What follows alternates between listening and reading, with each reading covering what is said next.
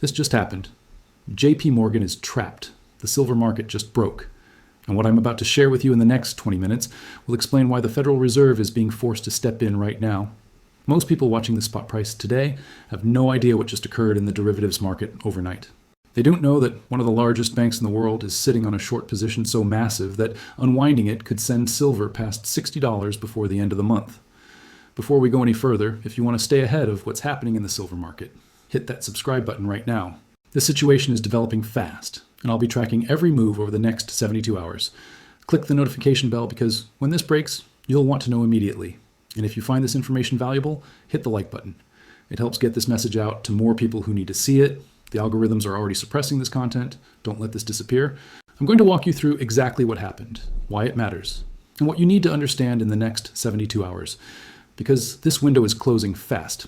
Let me be very clear about what we're looking at. Between Friday's close and this morning's open, something shifted.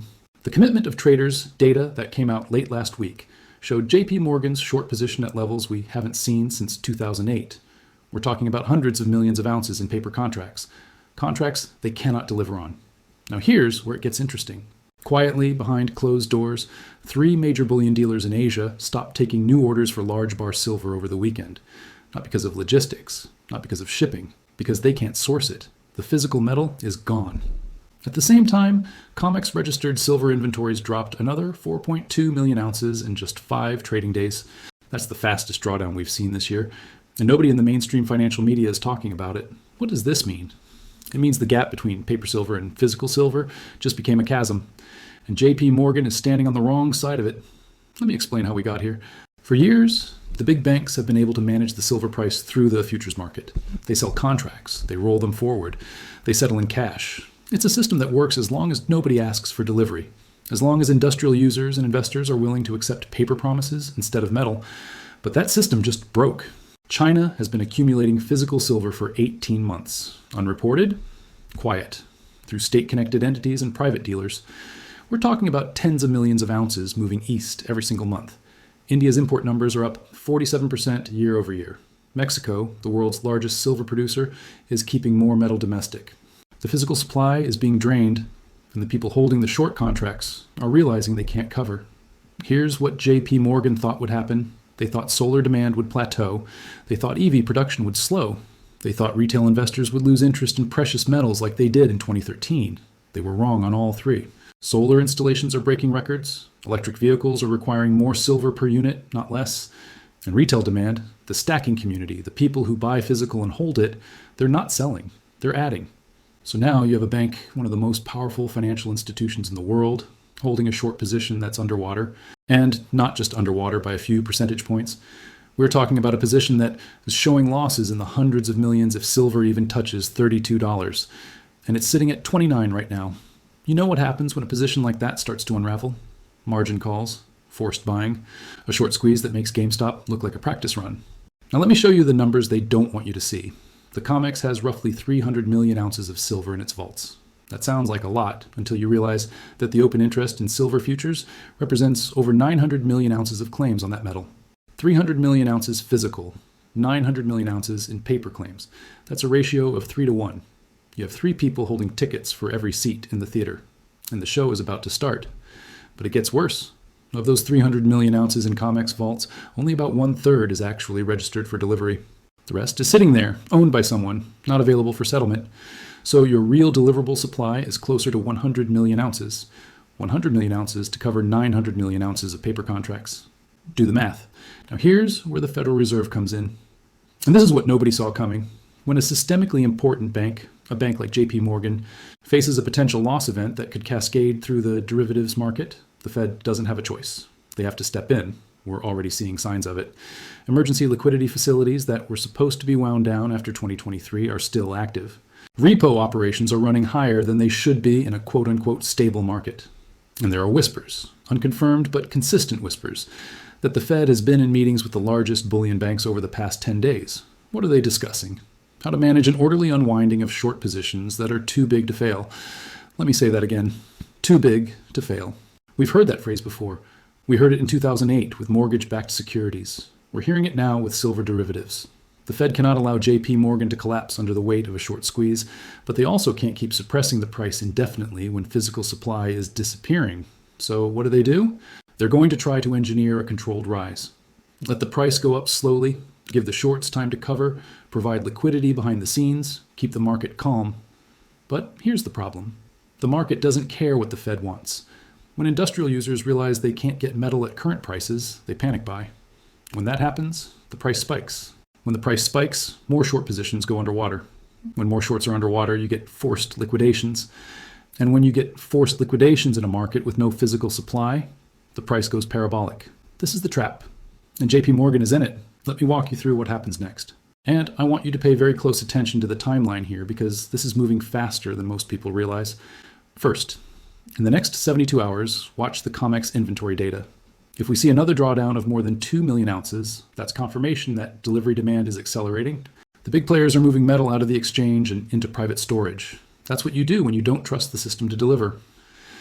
Second, by the end of this week, we're likely to see either a margin hike or a change in position limits.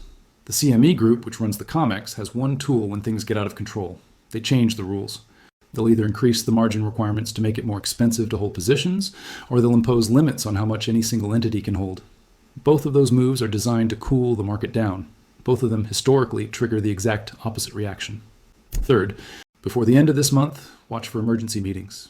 The Bank for International Settlements, the Federal Reserve, the Treasury.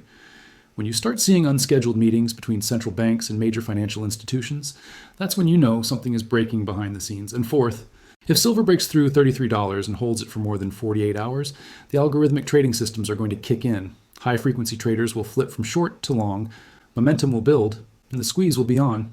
That's not speculation. That's how these markets work. Price breaks resistance. Algorithms react, volume explodes, and the move becomes self-fulfilling. Now let's talk about what this means for you. Because understanding what's happening is one thing. Knowing what to do about it is another. If you're holding physical silver right now, you're sitting on an asset that's about to become very difficult to acquire. We're already seeing premiums expand. The spread between spot price and what you actually pay for a coin or bar is widening. That's not normal in a stable market. That's what happens when supply is tight and demand is rising. If you've been waiting for a dip, for a better entry point, you need to understand something. The dip might not come. When physical supply dries up, price becomes irrelevant. You can't buy what doesn't exist. And right now, the amount of available metal is shrinking every single day. Dealers are already rationing. I'm hearing reports of major online retailers limiting orders to 200 ounces per customer. Mints are running 6 to 8 weeks behind on production. Refineries can't keep up. And that's before any kind of rush. Imagine what happens when the mainstream catches on, when CNBC runs a segment on the silver shortage, when the Wall Street Journal writes about JP Morgan's short position, when retail investors who haven't thought about silver in years suddenly decide they need to own some. The premiums you're seeing now will look like a gift. Here's the other thing people don't talk about. When you own physical silver, you're not just holding a commodity, you're holding a deliverable asset in a market where delivery is becoming impossible. That gives you leverage, not financial leverage, real leverage. If industrial users can't source metal through normal channels, they'll go to the secondary market. They'll pay premiums. They'll negotiate directly with holders. We saw this happen with palladium in 2020. Price went vertical because the physical market seized up. Silver is 10 times bigger than palladium. If the same thing happens here, we're not talking about a 20% move. We're talking about a repricing of the entire market. Now, I want to address something directly. Some of you watching this are thinking, this sounds too extreme. Banks don't get trapped like this. The Fed won't let it happen. The system has safeguards. Let me remind you of something. In 2021, nickel trading on the London Metal Exchange was halted mid-squeeze. A Chinese metals company had a massive short position. The price doubled in hours. And the exchange literally stopped trading, canceled billions of dollars in trades, and rewrote the rules to save one participant. That's not conspiracy. That's documented fact. It happened. So yes, the system has safeguards, but those safeguards protect the system. Not you, not the small holder, not the physical investor. When the music stops, the insiders get bailed out. The rest of the market gets locked out. That's why physical matters. You can't cancel a silver coin. You can't halt trading on a bar sitting in your safe. You can't rewrite the rules on metal you're holding in your hand. The paper market is about to learn that lesson the hard way. Here's what I'm watching over the next 2 weeks. Inventory levels, premium spreads, dealer availability, commitment of traders' data, and any indication that the Fed is providing emergency support to the bullion banks. If even 2 of those signals confirm what we're seeing now, this situation accelerates. And once it accelerates, there's no putting it back in the box. This is not like 2011 when silver ran to 50 and then crashed. That was a speculative blow-off. Retail frenzy with no supply constraints. The market had metal. The move was driven by momentum. This is different. This is a structural shortage meeting a trapped short position. That doesn't resolve with a pullback. That resolves with a reset. Let me leave you with this. We are watching in real time as the paper silver market and the physical silver market decouple.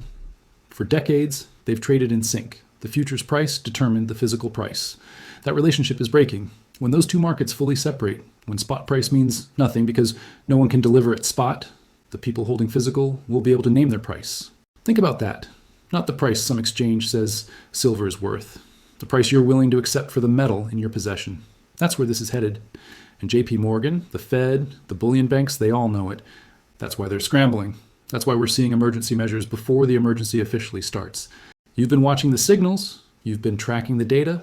You understand what's happening even if the mainstream refuses to acknowledge it. This is the moment. Not next month, not next quarter.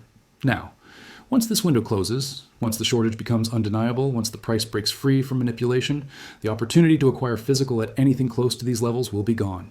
There will be no second chance. No do-over, no waiting for the dip. The trap has been set, the banks are in it, and the exit is closing. Stay alert, watch the data, and understand that what we are seeing right now is the beginning of something much bigger than a price move. This is a market breaking in real time, and you're watching it happen. If you haven't already, subscribe right now. I'll be releasing daily updates as this situation unfolds. You need to see what happens in the next 72 hours. Share this video with anyone who's holding silver or thinking about it. They need to understand what's coming. And smash that like button so YouTube stops burying this content. The information blackout is real. Help me break through it. I'll see you in the next update. This is moving fast. Don't get left behind.